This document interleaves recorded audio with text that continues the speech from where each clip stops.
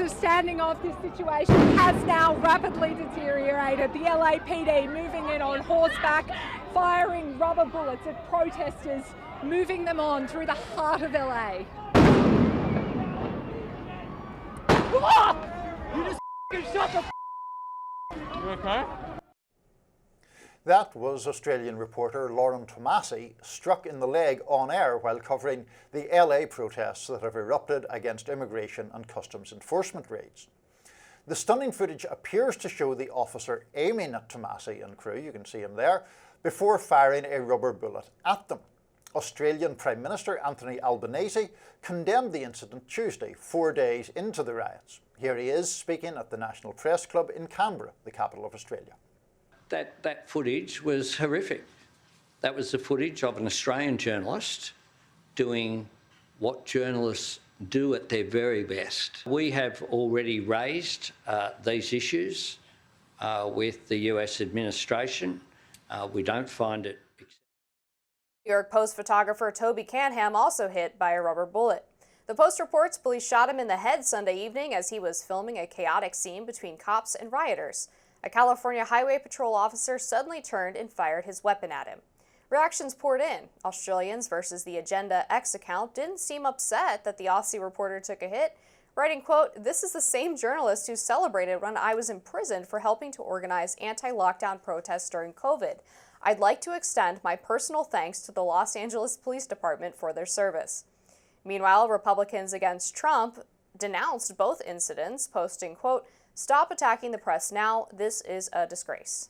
And in the latest incident of journalists being caught in the crossfire, CNN reporter Jason Carroll and his TV crew were detained by police Tuesday night while covering the protests. Here he is describing what happened in his own words. I was walking over to the officer, tried to explain who I was. I turned around and I had my hands behind my back. They did not put me in zip ties, but they did grab both of my hands as I was escorted over to the side. They said, "You are being detained." They took down my name. They asked me where I was from. They get your basic information. And I said, "Am I being arrested?" He said, "No, you're not being arrested. You're being detained." So, I mean, the distinction there that the cops were purportedly drawing between being arrested and detained seems a distinction without a difference in many ways. What happened there, particularly the Australian reporter where the footage, we watched the footage of it, it seems that the person aimed at her. Now, it is, of course, possible that a wider angle would show a different thing, but it looks very much like that the guy fired a rubber bullet at her. That, to me, if that is indeed what happened, the idea that that can be done with impunity is worrisome. We read out that tweet. Well, there is the footage again, where you see the law enforcement guy on the left-hand side of the screen, circled there, seeming to take aim at her and fire.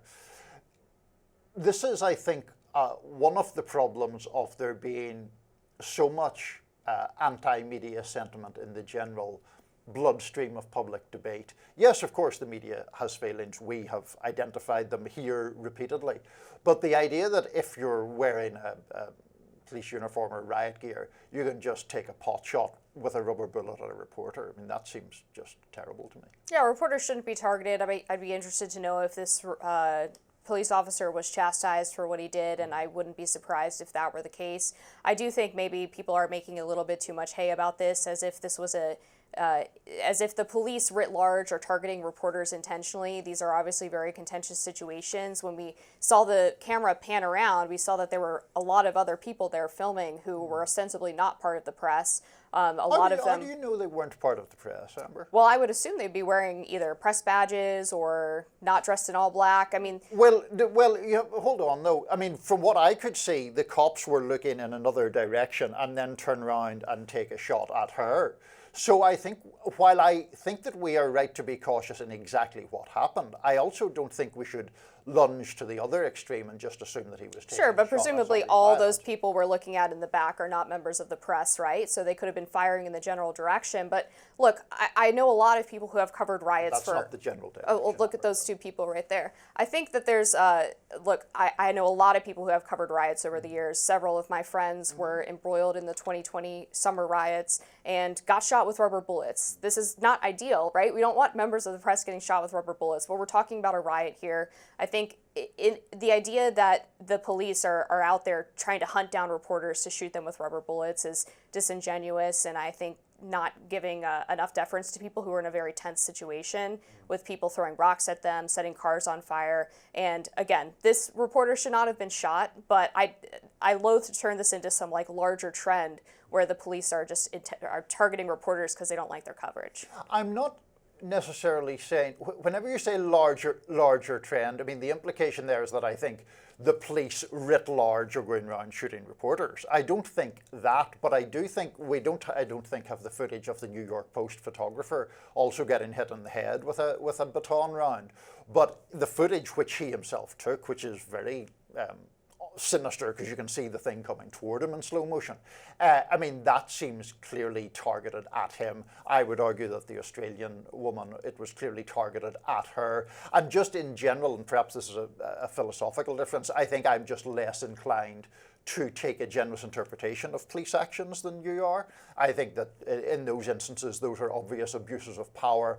And if they are abuses of power by the individual police officer, they're still very wrong and they still need to face consequences for it. On the CNN issue, I mean, you have this guy walking up to the police officers who are standing in riot formation. They obviously don't know who this guy is. They briefly detained him to find out who he was and then released him when they found out. So to me, that was a non-issue. But this is highly gaseous context. Again, these are very contentious moments for the police.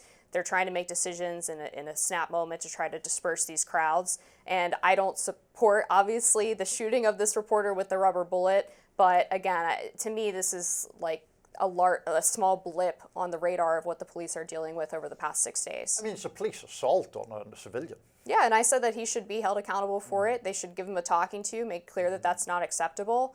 But again, like in the larger context of everything that's happening, I just don't find this to be really like some huge story. I think it's a criminal act rather than an element of misbehavior. I mean, my friend was hit in the flak vest with a rubber bullet in 2020, and nobody cried for him. So I find it a bit disingenuous. That's going to do it for us on Rising Live. Look out for more exclusive YouTube content coming your way today. Be sure to like, share, and subscribe to the Hills YouTube channel so you never miss any content. And for those of you who like to listen while on the go, we are now available anywhere you listen to podcasts.